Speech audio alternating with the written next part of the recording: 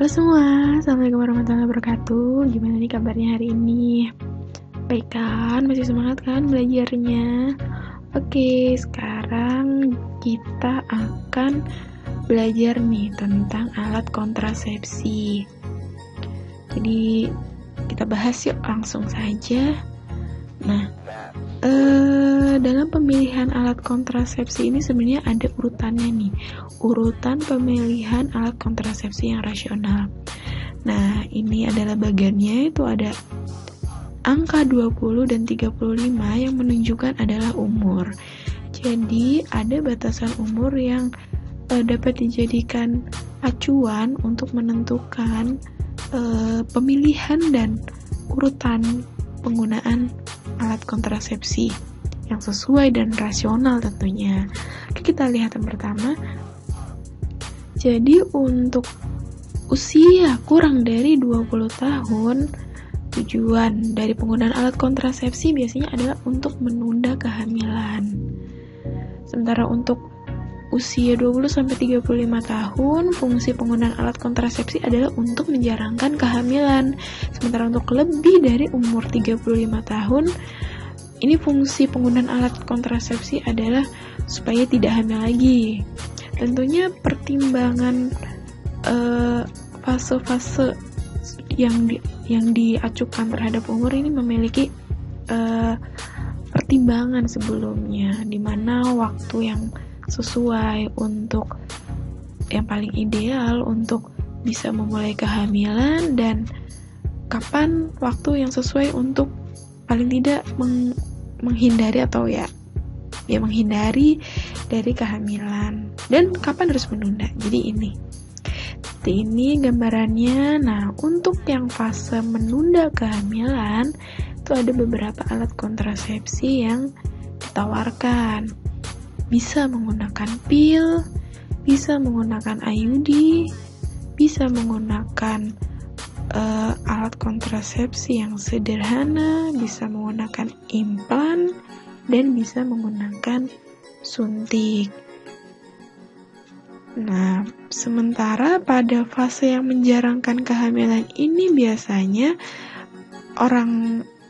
para ibu-ibu tuh ingin menjarakkan kehamilannya itu sekitar 2-4 tahun. Idealnya tuh 2-4 tahun. Nah, di sini ada beberapa pilihannya nih. Beberapa pilihan untuk menjarangkan kehamilannya.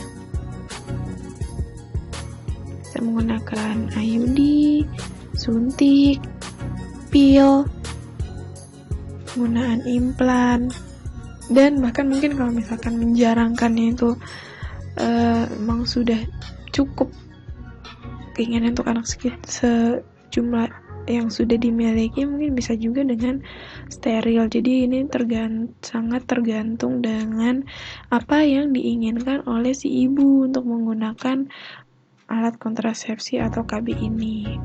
Nah, sementara untuk yang tujuannya adalah untuk agar tidak hamil lagi, maka ada beberapa pilihan juga. Bisa menggunakan steril, menggunakan IUD, menggunakan implan, suntikan sederhana ataupun pil. Jadi pilihan prioritas ini bisa dijadikan salah satu acuan untuk ibu-ibu yang ingin menggunakan alat kontrasepsi atau KB. Nah, selanjutnya kita perlu tahu tentang jenis. Selanjutnya kita perlu mengetahui jenis dari alat kontrasepsi. Jadi ada beberapa jenis alat kontrasepsi.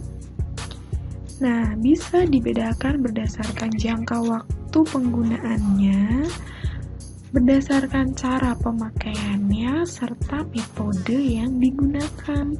Untuk jangka waktunya, penggunaan alat kontrasepsi ada yang dalam jangka waktu dapat digunakan dalam jangka waktu yang pendek, dan ada juga yang digunakan dalam jangka waktu yang panjang. Untuk cara pakai ada yang menggunakan berbentuk pil, jadi diminum dalam bentuk pil, bisa dalam bentuk suntik, bentuk alat kontrasepsi dalam rahim. Jadi nanti ada alat yang dimasukkan dalam rahim ibu, kemudian ada yang implan tuh seperti susuk. Implan itu susuk ya, biasanya ditaruh di lengan. Kemudian kalau metodenya tuh ada dua nih, ada yang alami dan non alami. Kalau yang alami misalnya, jadi ibu tuh harus bisa menghitung masa suburnya kapan. Kemudian bisa juga dengan melakukan penghitungan suhu tubuh yang itu menggambarkan masa subur ibu. Kemudian penilaian terhadap kekentalan lendir serviks, yang itu juga bisa digunakan sebagai salah satu indikator untuk melihat masa subur ibu. Untuk yang non alami itu ada beberapa juga.